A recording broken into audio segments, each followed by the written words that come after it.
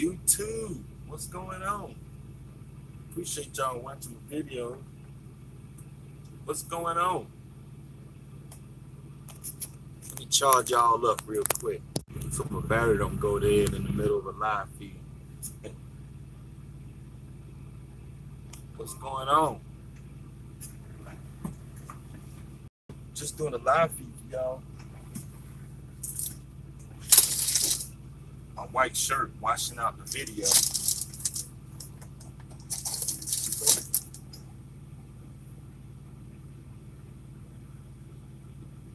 What's going on?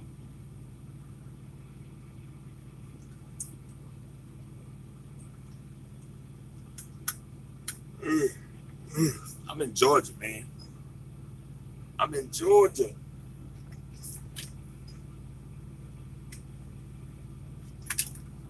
What's going on? DOT out there blitzing already? Yeah, it's all good. Got my paperwork looking good, and I got, you know, I got to clean the truck out, but trailer looking good. You know, if it comes, it comes. You just roll with it, you know. Roll with it.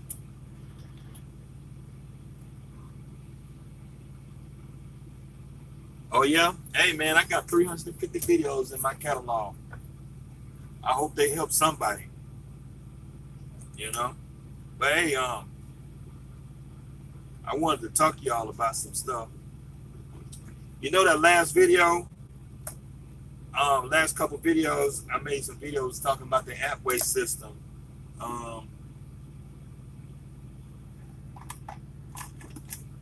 The Appway system. If you was to click on that link to purchase that Appway system, the Amazon, they're out of them, so you might have to go to the manufacturer and buy them. You know, you might have to go to the Appway website and buy them.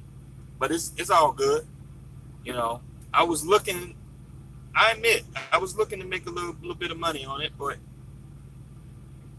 you know, is what it is. But, I mean, I'm always hearing from the drivers because, you know, if I know something and guys ask me a question, I help you, man. I help you. Sure. We got to stick together because ain't nobody else looking out for us. You got the brokers, the shippers, receivers. You got everybody out here trying to get us. The DOT out here trying to get us. We all we got, man. We all we got. We drivers got to stick together, man. You know, I see guys on the road running each other over and running up and down the road, man. It's just crazy, man. Just it don't make no sense sometimes.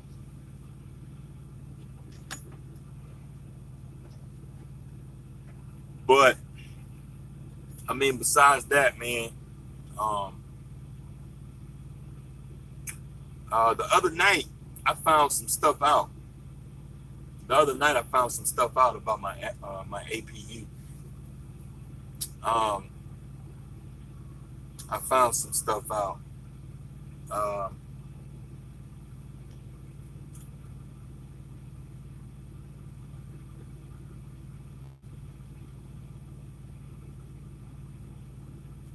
Some cabbage out of Moultrie, Georgia for 26.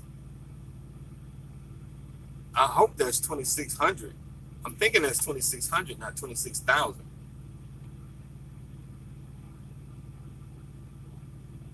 You made 26,000 on the load. That's pretty good, man. You gonna make me go down there.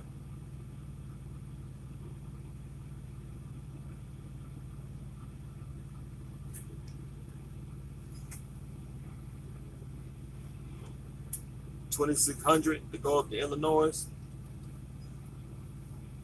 Yeah, that's a good rate. I'm thinking you mean 2,600, not 27,000, because I don't know no loads out here that pay 26,000. But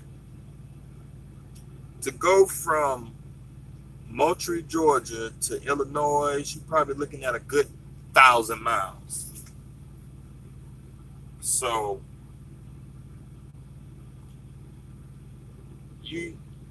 that's a decent rate.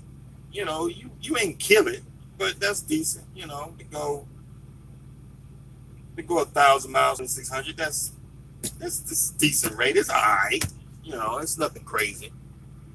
You know, it's decent rate. If that's what you mean, 2,600, not 26,000.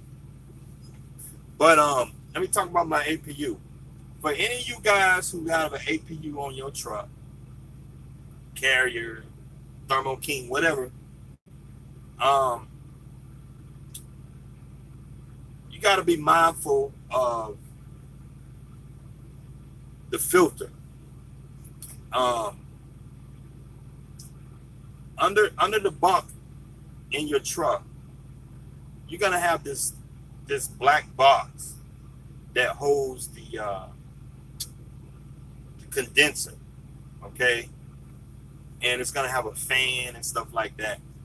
So, and then it's got a filter in front of it, and like, just naturally, you know, I like to tinker with stuff. So like I was digging under my bunk, and I noticed the filter was dirty. So I cleaned the filter off. It's a bunch of dust on it. So I shook it out and, you know, cleaned the filter off. And I noticed under the black box, there's these tubes that drain the condensation off the coils. There's these tubes that drained outside under the truck. And I know from like my life experience, I know that AC units, any kind of AC unit on a car, a truck, a house, anywhere there's an AC unit somewhere, you got to have somewhere to drain the condensation off the coils. So I noticed that the black box that's under the bunk that controls the fan and stuff like that, that blows the cool air into the truck, that box would fill up with water, and the water would freeze, and the APU wouldn't blow out cold air. It would blow out cold air, but it won't be like that ice cold air. And so my common sense tells me, okay, I was looking at these drainage tubes. They go through the truck and they drain outside. They drain the condensation outside. I was looking at these drainage tubes. There wasn't no condensation coming out of these tubes. So what I did was I turned the APU off. And at this point, the AC coils inside the box, they're frozen. It's like an ice block. And immediately I know that that's wrong. Immediately I know that's wrong. It's not supposed to do that. So I have a hair dryer in the truck. You know, yes, I have a hair dryer in the truck. I have a hair dryer in the truck because I use the air dryer to remove logos and stuff off the truck when I was at Snyder and when I was at Travel Loco. So I don't want y'all to feel some type of way about me having a hair dryer in the truck. But I have a hair dryer in the truck, and what I did was I plugged the hair dryer up and I melted all the ice off the coils. And what's supposed to happen is the water is supposed to drain out of that black box, all that condensation on the black box outside. It wasn't doing that. So what I did was I melted all the ice off the AC coils, and I got a piece of metal, or like a flexible piece of metal, and I basically shoved it down. It's like you got to lift up the coils a little bit. It's hard to do, but you can kind of prop something under there you got to get it at an angle so you can clean. You know, it's just like cleaning a drain in the house. So you got to clean those little pipes that drain outside. So I sprayed some. I got some cleaner. This is what I used to clean the truck. You know, clean the dashboard and clean the floor and stuff like that. So I pretty much sprayed the bottom of that down, because basically what's happening is algae is building up inside the APU box, the coolant box or whatever. Algae is building up in there and it's clogging up the coils. So I sprayed it down and with some cleaner and stuff like that, and I got it's like a metal. I forgot where I put it. I got like these metal strips or whatever that's flexible. Clothes hanger, anything like that. A brush, a long, narrow brush. A good tool will probably be something like that you use to clean your firearms with. Like you got, any of y'all got guns, you buy this firearm cleaning kit, you can clean your guns. It's the same thing. So you pretty much shove it in and out down there, and you just, you know, clean those tubes out so the condensation can drain off the coils. And since then, I noticed the air that comes out of the APU is way colder, man. It's like I put my hand back there, the air that's coming out of there is like, it's like a refrigerator cold. Like, I'm like, yes, this is how it's supposed to blow. And but yeah, this is just a little tip. It's just a little tip for y'all if y'all got diesel power APUs, tri-packs, carriers, Comfort Master, you know, all them APU, them diesel power APUs, they probably all built the same way, with the little black box and with the condenser in there. And you got to keep those tubes clean so that the condensation can drain off the condenser, so the air can flow through the box, through the condenser box, so you can get good solid cold air. And since then, man, for the last couple of days, man, like the air that comes out of there is ice cold, man. It's ice cold. So check that out. If you got electric APU, I don't know what else to tell you, but you know, don't waste your time with electric APU. You're just wasting your time. You really don't get. I mean, I had 2 trucks with electric APU, and none of them work as good as a Thermo King or a Carrier. The diesel power APUs, you got unlimited power. You just got unlimited power. As long as you got diesel fuel in the truck, you can just you have AC, you got electricity. I don't have to worry about it. I could be in the middle of nowhere. I got my TV running. I got the AC running. I don't know how cold it is outside. I don't know how warm it is outside, but it's probably 80, 90 degrees outside. And I'm comfortable. I'm comfortable. So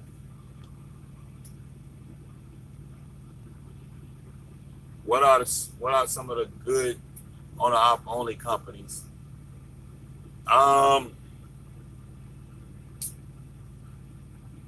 It's the company where you get your own authority. That's the company you go with.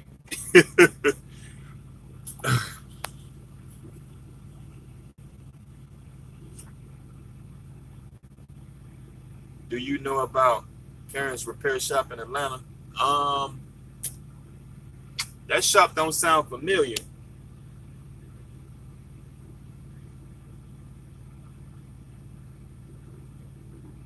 You try. James Wester said he trying to find some brokers to run all the big names except Uber, taking a while to make me official. Uber shouldn't take that long. I mean, as long as your authority is active, you got insurance, they'll get you a carrier packet and you be set up with them in 5 minutes. It shouldn't take that long to get set up with a broker. It don't take that long at all. I mean, I get on the phone with brokers all the time, and I send them my W-9, my authority letter, and my insurance. As soon as I can call my insurance up and get that certificate, it's fill out that carrier packet, done. It's 5 minutes. It don't take that long.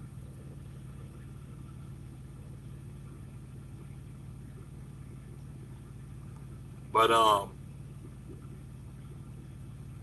Milkman the trucker, he back. Better watch out, Milkman. Trevon in here. He gonna kick you out. What's up, Fofo? Every load picking up today is delivering Tuesday. I know, man. I'm trying to find a load for tomorrow. Because if I can find a load tomorrow, that'll put me at 6,000 this week. But if I can find a load paying by 1,200, anywhere from 1,000 to 1,200, I'll do by 6,000 this week. But I'm probably just gonna have to settle for what I got. If I can get a little bit of detention on this load, that'll put me up right at 5,000. So, I mean, I think 5,000 this week is pretty good, given that I ain't really do nothing this week. To tell you the truth, I ain't went nowhere.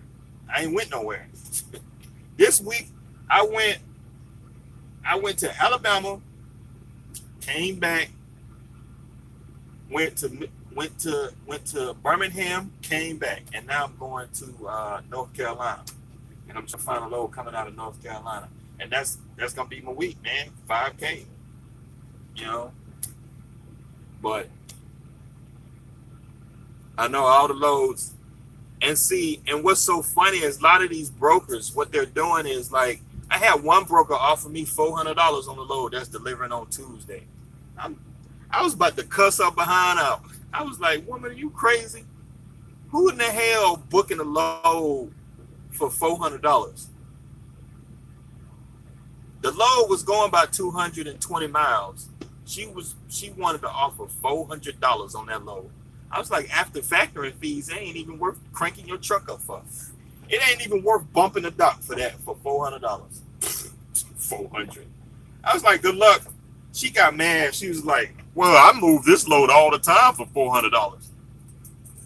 Good luck with that. You're not gonna get a truck to hold that load for. You're not gonna get a truck to hold that load Friday, Saturday, Sunday, Monday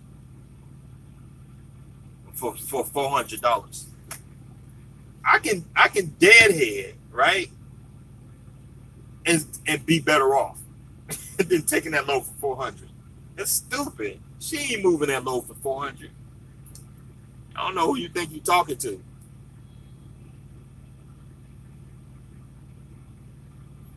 Any load delivered Tuesday need $100 for each day layover. That's right. That's what I be telling these brokers. You know, because everything that I've been calling on been delivering Tuesday, and I'll just throw an extra $300-400 on there. They'll be like, yeah, we trying to offer about $900 on it. I was like, okay, I'm gonna need about $1,400 on this load. You know, this load is gonna sit on my truck for 3-4 days. I'm gonna need about $1,400. She's like, no, the best I can do is okay, fine. See you later.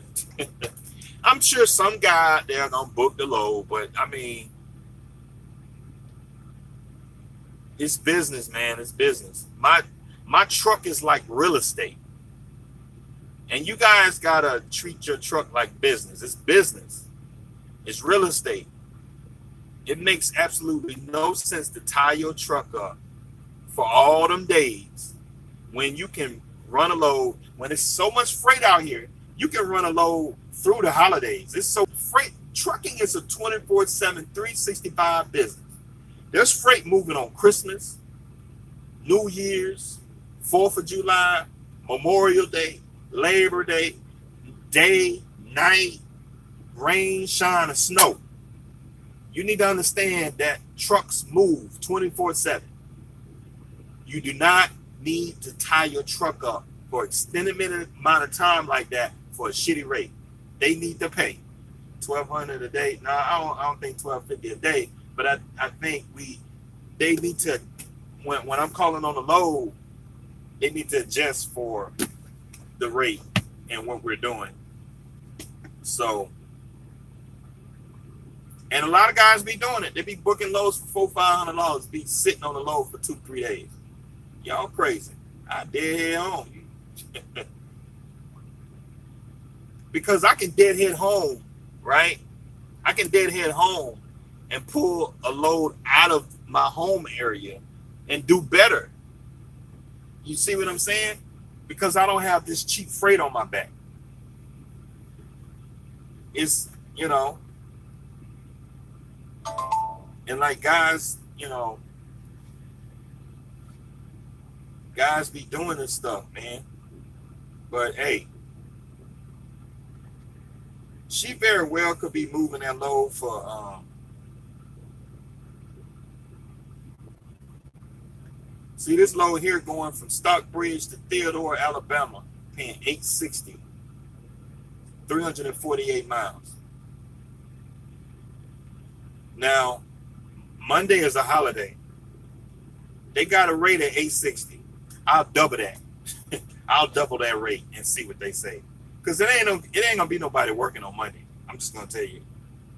It's gonna be some guys running, but it's gonna be those guys that's demanding the high rate for their truck. They offering $860 on the load. I'll double it and say I'll take it for $1,600. I'll take it for $1,600. What? That's almost $10 a mile. Yeah. It's during a holiday. You ain't nobody worrying on a holiday. You want me to get out of my bed on a holiday, you got to pay.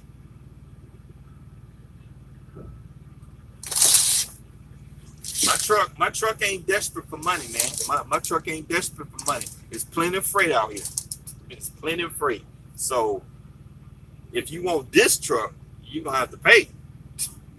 I'm just saying.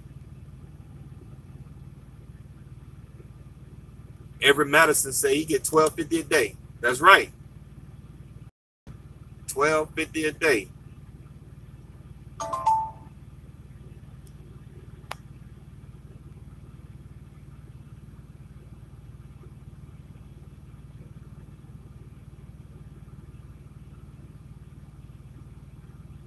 $12.50 a day.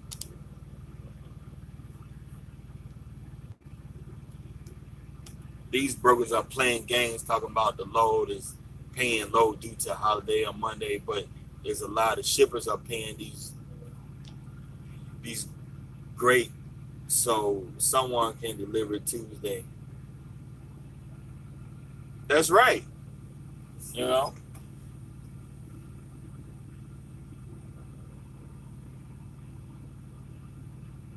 But you know, you got some guys out there that's running a real tight business. So, you know, but it's ridiculous because there's so much freight out here. Why do that when there's so much freight out here?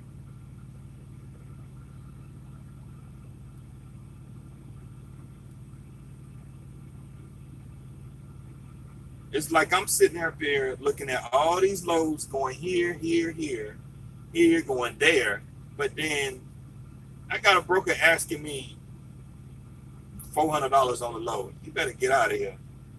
Get your butt out of here.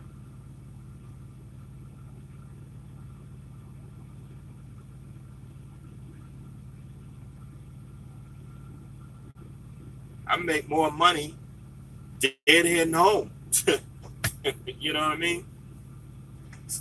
Because if I was to deadhead 200 miles, right? Just say if I had to deadhead 200 miles. If I deadhead 200 miles, it's going to cost me, let me get my calculator out. 200 miles divided by 7 miles to the gallon. That's going to be 28 gallons I'm going to burn to deadhead.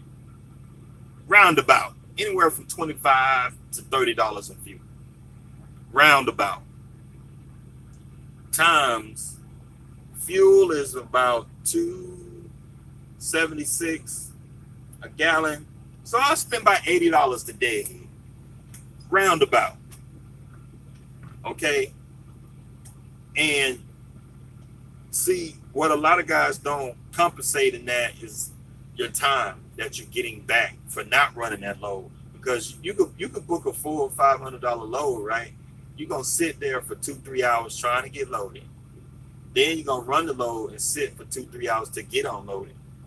And then you got to burn the extra few gallons because your truck is running harder because it's got freight on the back. You'll be doing the load for free. You won't make no money on that load. You ain't going to make no money on that load. You won't make no money on the load. You know? if we talking about a $400 or $500 load, it don't make no sense at all. And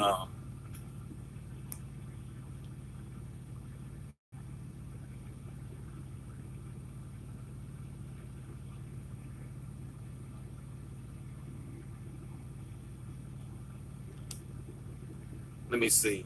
I got a load offer from Grand Rapids, Michigan to Virginia Beach for $1,800. I said, hell no, I'll do it for $2,800.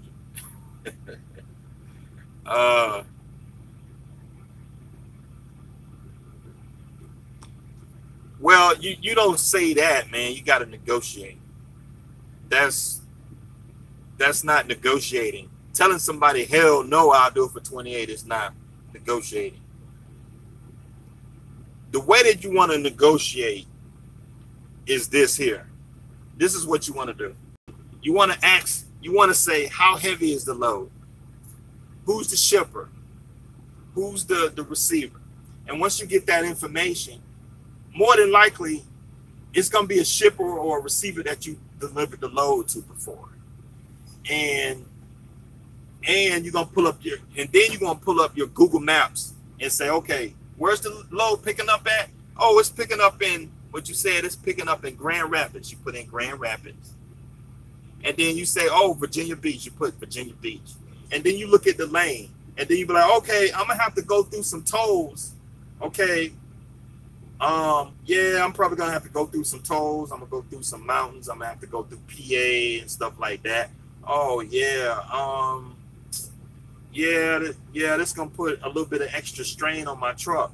I know you want 1,800, but can we do 2,600? Can you do 2,700 on this? Yeah, I'm going to need about 2,700. That's how you negotiate. You don't just be like, hell no. They'll hang up on you. You know, because there's plenty of guys out here that'll run that load for 18. But the thing is that when you got them on the phone, you want to keep them on the phone. And the way that you keep them on the phone, you want to be professional, and negotiate in a way. You want to politely nudge them to the 2,800. You don't want to slap them to the 2,800. You don't want to punch them to the 2,800. You want to like give them a little boost to the 2,800. You want to like hold a hand to the 2,800. So, you want to be, just, you can just be making up stuff, just be like, hey, okay, fuel's going to cost this much. Okay. Fuel. Okay. I just bought some tires. Okay. I just bought tires. Tires was, $4,800. I spent $4,800 on tires. Okay. Boom, boom. Okay. Fuel is going to cost this much. You can just make up some stuff. Yeah. My mortgage payment. Okay. I want to take my daughter. I want to take my girlfriend to Disney World. Okay. Yeah. I think I can do the load for 2,800. Can you meet me at 2,800? You know what I'm saying? You want to give them a gentle boost to the 2,800. That's just my opinion, because it all depends on how you talk to somebody. It all depends on how you talk to somebody. Pretty much get whatever you want, depending on how you talk to somebody. You can get that load up to 3,800 if you're a great negotiator. If you one of them great negotiators where you smooth and you got the gift for gab and whatnot, you can get that load for 3,800 if you wanted to. But it takes practice. It takes time. That's just my opinion. You can make some jokes and and keep them on the phone and make them laugh a little bit.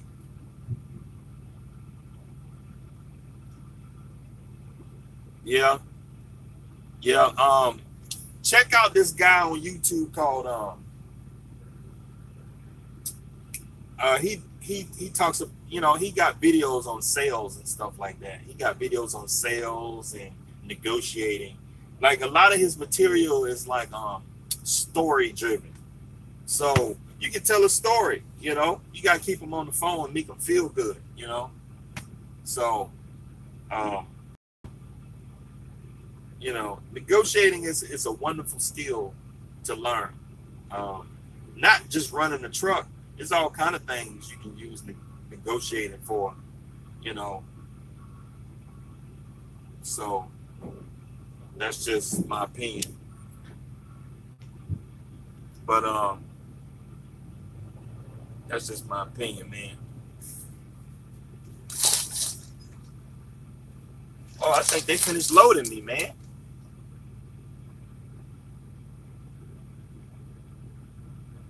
I think they finished loading me. But hey, man, I got the green light, man. I appreciate y'all watching my videos. I'll see y'all next time.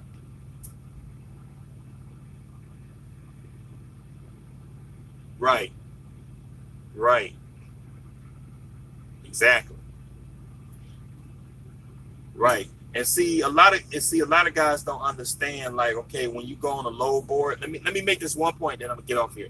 This is why when you go on the load board, the brokers don't put all the information on the load board. They don't put the shipper, they don't put the receiver, they don't put none of this information on there, because they have the upper hand, and that's part of the negotiating tactic, is to leave out certain types of information. That's a negotiating tactic. You know, like Uber Freight and Convoy, they have no, their negotiating is different. Their negotiating is with the technology on the back end. Okay, with Uber Freight, they tell you all the information, but then you don't get the bid on the load, so you get the trade-off. So it's a different way of negotiating. So you just got to learn how to negotiate with Uber Freight.